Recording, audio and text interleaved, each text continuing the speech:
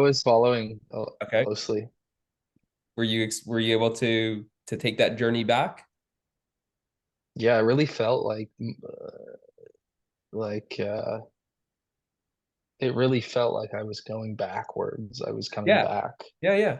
Even like I think I feel like I was like cross-eyed for a minute. I was like, Oh yeah, That's you the will. thing. Yeah, That's yeah. the thing. I've been there before, but there has been a fear that I'm crossing my eyes. So Yeah, I kind of you might feel like you're cross-eyed. You might even feel like you're having a stroke.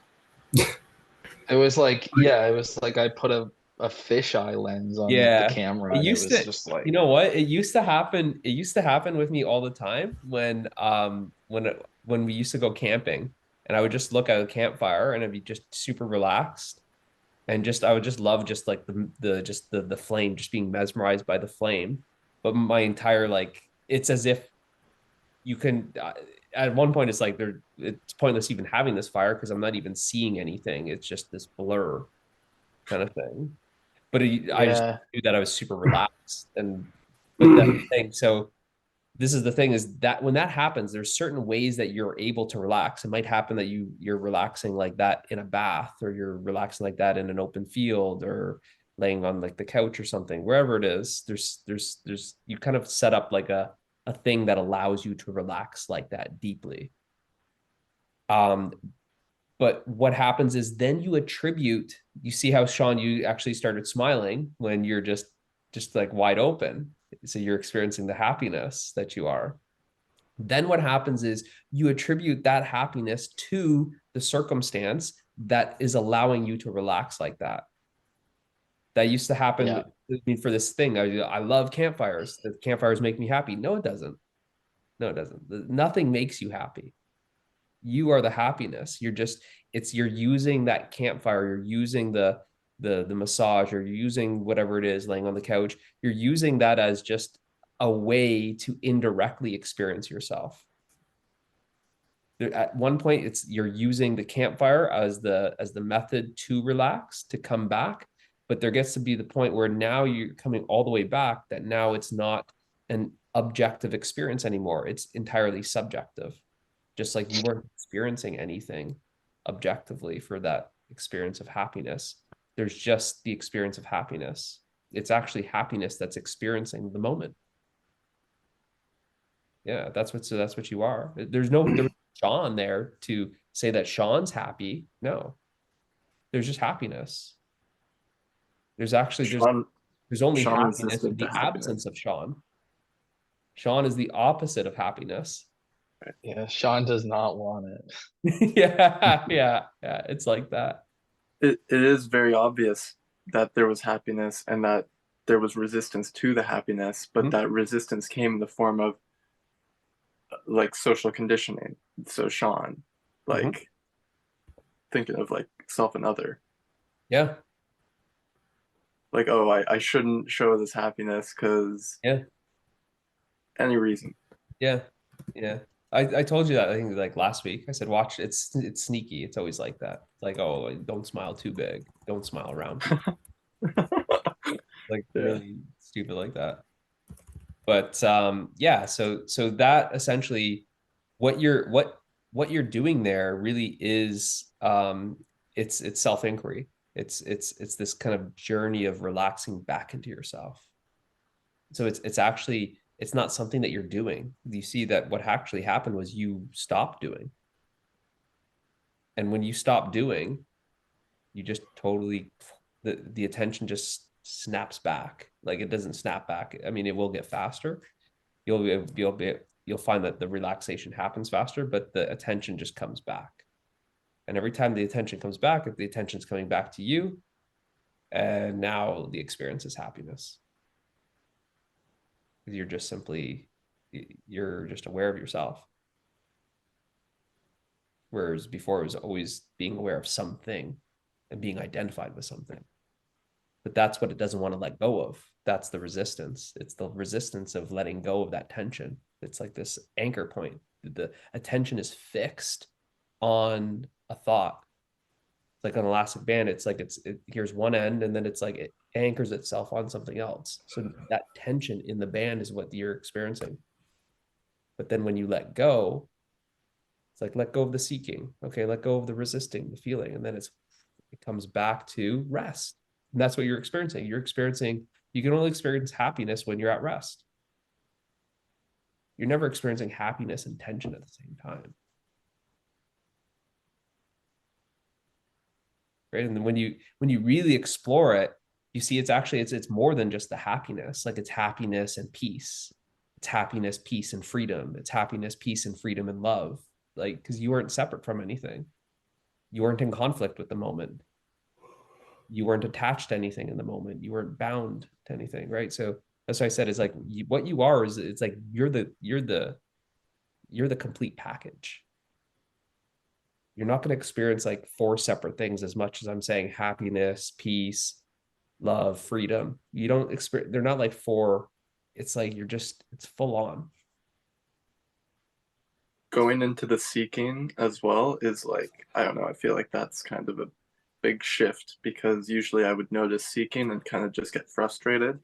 It's like, oh, why am I still seeking when I know it's here? Yeah.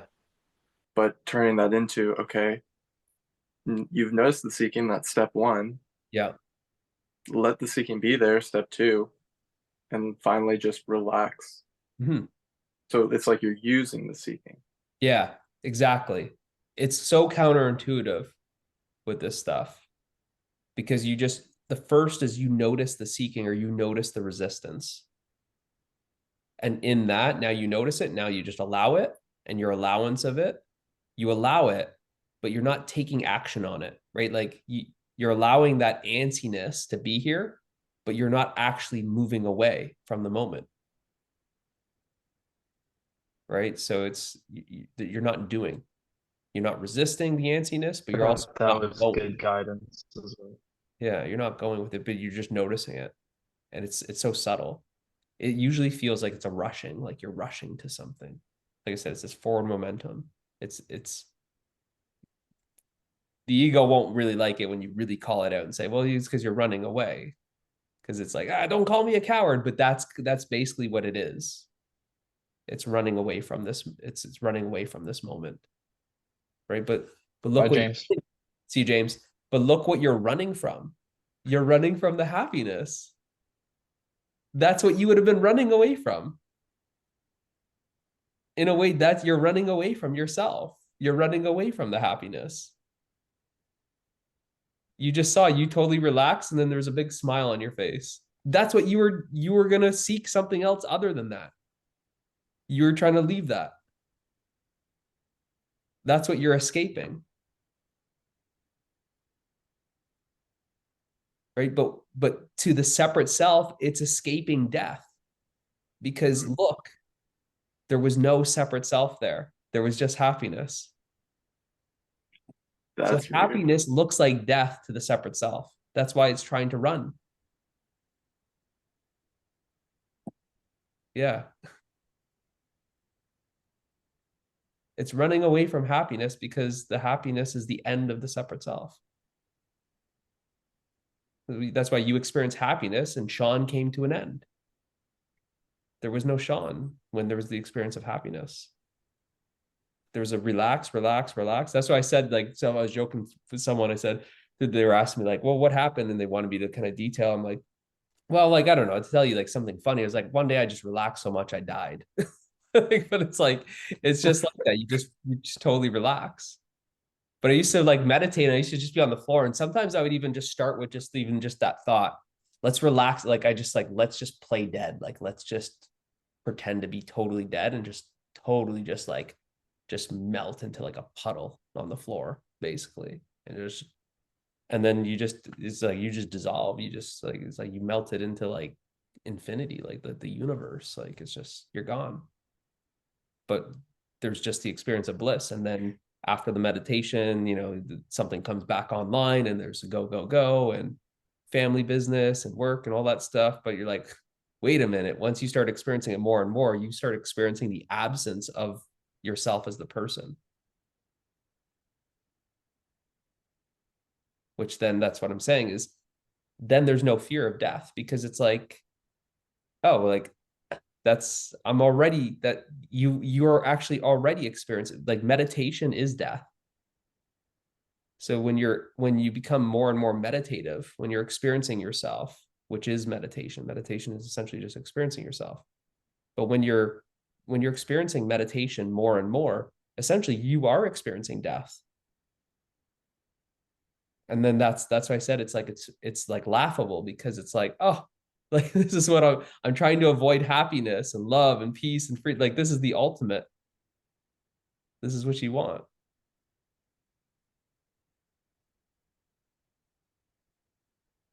That's where it's like there's another analogy that's pretty used in like spiritual stuff, is like this moth in a like a lantern or a light.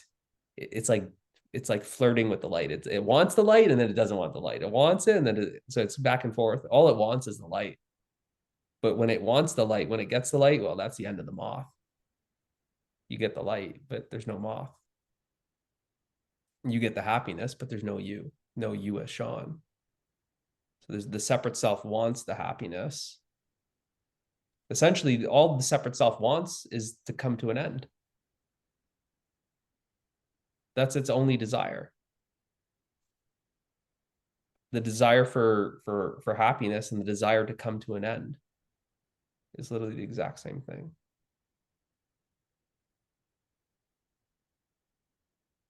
So it wants what it's afraid of. That's what I remember we were saying, how like it just, you hear when people say like, I just want to unwind, I just want to relax, I just want to decompress. You essentially, that's what you just did there. There was a decompression, there was a relaxation, there was an unwinding.